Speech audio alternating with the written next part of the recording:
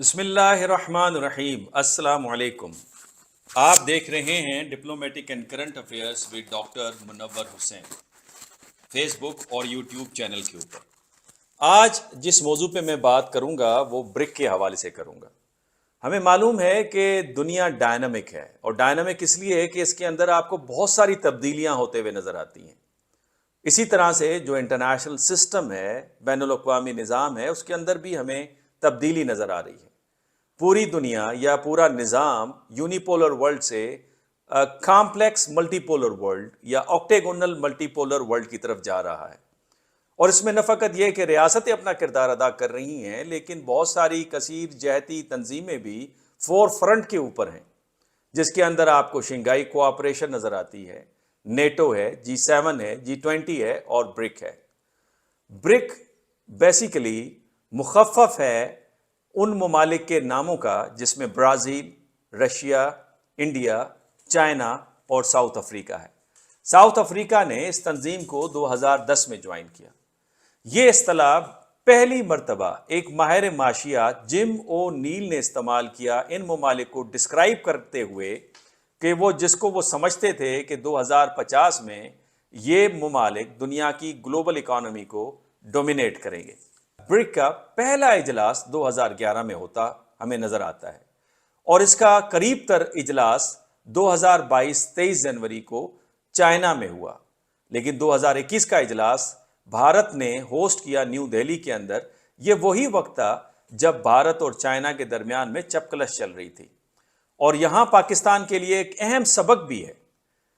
اس سمٹ کے دوران Chinese president زی نے ایک سافٹ موو کھیلتے ہوئے بھارت کی چیئرمین شپ کو ریکگنائز کیا یا سپورٹ کیا۔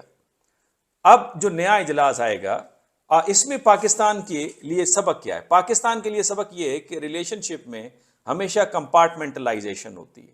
اگر ایک کمپارٹمنٹ میں ایک ایشو کے اوپر آپ کی چپکلش ہے تو آپ دوسرے کمپارٹمنٹس کے اندر اپنے ریلیشن شپ کو نارمل رکھتے ہیں۔ چائنا اور بھارت کے بارڈر ایشوز کے باوجود ہم دیکھتے ہیں $125 بلین سے ٹریڈ ان کی زیادہ کراس کر رہی ہے، لہٰذا پاکستان کو چائنیز موو سے سبق سیکھنا ہوگا۔ اس برک کا جو لیٹسٹ سمٹ ہونے والی ہے اس سال میں، وہ ساؤتھ افریقہ اسے ہوسٹ کرے گا اگست 2023 میں، اور اس کا تھیم رکھا ہے برک اینڈ ساؤتھ افریقہ۔ اگر برک کی ہم اہمیت کو دیکھیں تو یہ دنیا کا تقریباً 41.5 آبادی کے لحاظ سے حصے کو کور کرتا ہے، یعنی 3.2 بلین لوگ ان ممالک کے اندر رہتے ہیں۔ اگر اس کی اکانومی کو دیکھیں تو G20 کے بعد اگر آپ انہیں دیکھیں تو تقریباً $26.6 ٹریلین کی اکانومی بنتی ہے، جو کہ ایک بہت بڑی اکانومی ہے۔ اور اگر ٹریڈ کو دیکھیں تو دنیا کا تقریباً 16% ٹریڈ جو ہے ان ممالک کے درمیان میں under the framework of BRICS ہوتا ہمیں نظر آتا ہے۔ لہٰذا برک ایک افیکٹو آرگنائزیشن کے طور پر انٹرنیشنل سسٹم میں ابھرتے ہمیں نظر آ رہا ہے۔ یہی وجہ ہے کہ G7 جس میں زیادہ تر ویسٹرن ممالک ہیں، وہ اسے اپنی رائیول آرگنائزیشن کے طور پر لے رہے ہیں۔ اور انٹرسٹنگ چیز یہ ہے کہ یہ سارے ممالک G20 کے اندر کٹھے ہیں، سارے ممبرز ہیں۔ 2022 کے بعد برک نے ایک یہ بھی اعلان کیا ہے کہ وہ اپنی ممبرشپ کو ایکسٹینڈ کرے گا ان ممالک کے لیے، ان ڈیولپنگ نیشنز کے لیے جو ولنگ ہیں اس آرگنائزیشن کو جوائن کرنے کے لیے اور اپنی سسٹینیبل ڈیولپمنٹ کو حاصل کرنے کے لیے۔ لہٰذا پاکستان کے لیے ایک بہترین موقع ہے کہ وہ ایسی آرگنائزیشن کو فی الفور جوائن کریں۔ برک کے اگر آپ اوورال امپیکٹ دیکھیں تو وہ امپیکٹ، سب سے نمایاں امپیکٹ، یہ ڈالر کو چیلنج پوز کرتے ہوئے نظر آ رہا ہے۔ ہمیں معلوم ہے کہ دنیا کے نظام میں 5 ویلیوز ہیں، اور جو بڑا ملک ان ویلیوز کو تبدیل کرنے کی صلاحیت رکھتا ہے اسے ہی ڈومیننٹ پاور مانا جاتا ہے۔ لہٰذا ایز دا بلاک دنیا کی کرنسی جو کہ ڈومیننٹ کرنسی ڈالر ہے، اس کو چیلنج پوز کیا جا رہا ہے۔ اگر آپ رشین فارن منسٹر لاریف کی سٹیٹمنٹ کو دیکھیں، کوٹ ان کوٹ، serious self-respecting countries are well aware of what is at stake and want to create their own mechanism to ensure sustainable development۔ آگے چل کر وہ کہتے ہیں کہ ضرورت اس امر کی ہے کہ یہ ممالک اپنی کرنسیز کو بنائیں برک کے فریم ورک کے اندر رہتے ہوئے، اور اس حوالے سے بہت سارے پروپوزلز پیش کیے گئے ہیں، مزید بنائے جا رہے ہیں، اور امید کی جا رہی ہے کہ برک کی ساؤتھ افریقہ میں ہونے والی سمٹ میں ان پروپوزل کے اوپر بحث و مباحثہ ہوگا اور اس کی اپروول ہوگی۔ اب ڈالر کے ساتھ یہ چیلنج کیوں پیش آ رہا ہے؟ اس کی جو بنیادی وجہ ہے، dollar as a weapon excessively امریکہ نے استعمال کیا ہے۔ خود بہت سارے امریکن اسکالرس نے اس بات کا اشارہ اگین اینڈ اگین دیا کہ امریکن گورنمنٹ کو، ایڈمنسٹریشن کو ڈالر ایز اے ویپن زیادہ استعمال نہیں کرنا چاہیے۔ لیکن اس موو کو شروع کرنے والا رشیا ہے، اور رشیا کے اپنے وجوہات ہیں۔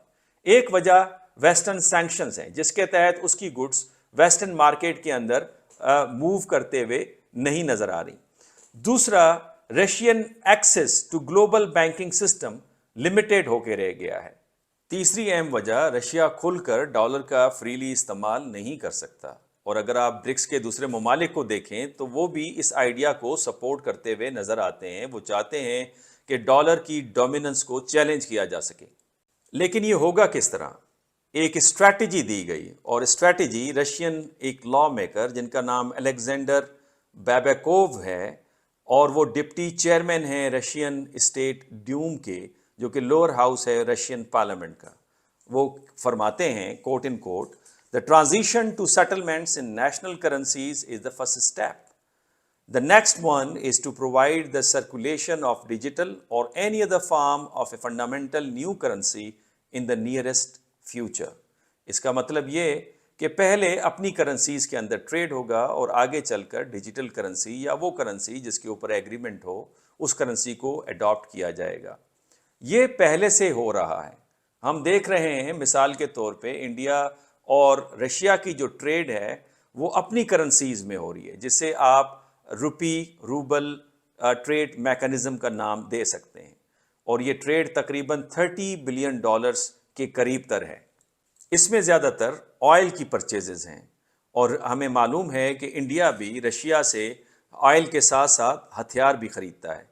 اس وقت انڈین ملٹری ماڈرنائزیشن کو اگر آپ دیکھیں تو اس میں ارجن ٹرین کی over hauling, air defence system چاہے وہ S-400 میزائل سسٹم ہو، یا ان کے MiG-29 یا Su-30 ایئر کرافٹس ہوں، یا ایئر کرافٹ کیریئر کی مینٹیننس ہو، یا نیوکلر سب میرینس ہوں، تو وہ بھی رشینز کی مدد کے ساتھ اسے ماڈرنائز کر رہے ہیں۔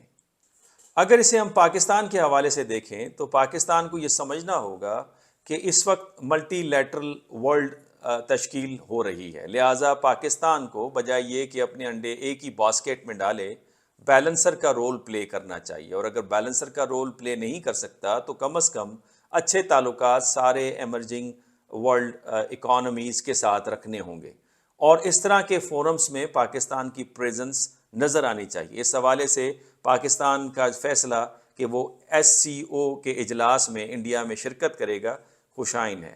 میرا خیال ہے کہ اسی طریقے سے پاکستان اپنی ڈپلومیسی کے ذریعے سے اپنے مفادات کا تحفظ کر سکتا ہے۔ آج کے لیے اتنا ہی کافی۔ اگر آپ کو یہ ولاگ پسند آیا ہے تو آپ اسے لائک بھی کیجئے، شیئر بھی کیجئے، اور سبسکرائب بھی کیجئے۔ اگلے ولاگ تک اجازت دیجئے۔ اللہ حافظ۔